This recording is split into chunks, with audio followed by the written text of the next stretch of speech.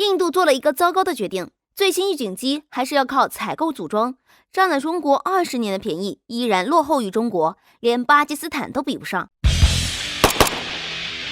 最近，国外社交网络上有消息人士称，日前印度已经决定从以色列购买2套价值10亿美元的猎鹰飞机无线电探测和制导系统，还指出为了安装猎鹰，印度还从俄罗斯购买了2架伊尔76运输机。然而可惜的是，印度这次的最新装备依然落后于中国。值得一提的是，早在20年前，印度就购买了3架苏联制造的伊尔76运输机和配套设施，当初还一度被媒体称为是俄罗斯和以色列进行第三方军事合作最成功的交易。当初以色列获得了11亿美元，但必须要说的是，这套系统原本是为中国研制的。当初菲尔康预警机事件可是让中国久久难以忘怀。20年前，中国和以色列合作，出钱让以色列为中国开发武器。当时主要还是国内技术落后，也是想着可以借助这个项目让中国获得最新型雷达技术。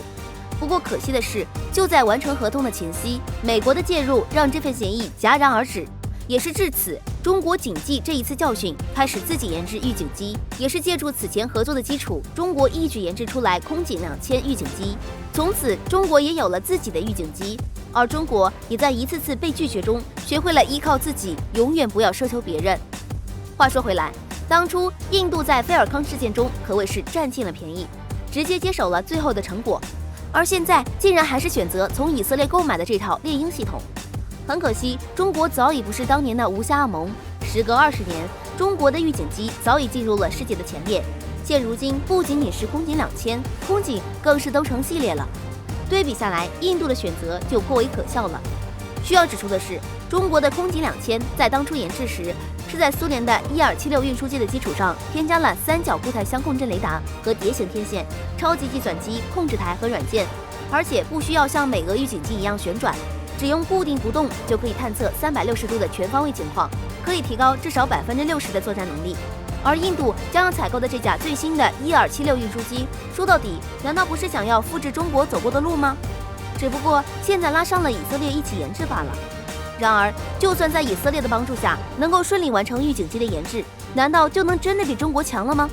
就不说在差不多的基础上完成了研制，就说之后中国陆陆续续调整改进的空警500和空警2000，也不是印度能在20年后追上来的。